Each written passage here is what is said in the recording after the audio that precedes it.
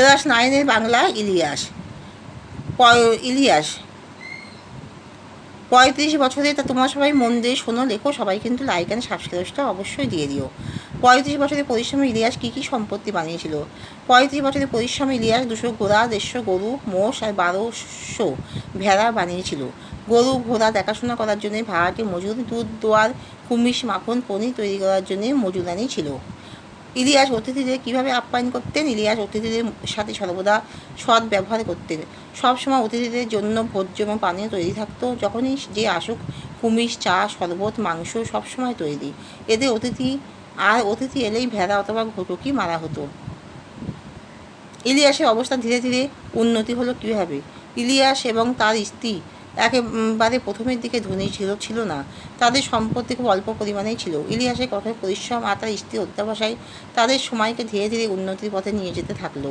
ইলিয়াসের স্ত্রী সকলের আগে ঘুম থেকে উঠে সকলের পরে ঘুমোতে যেত, সারাদিন কাজ করতো।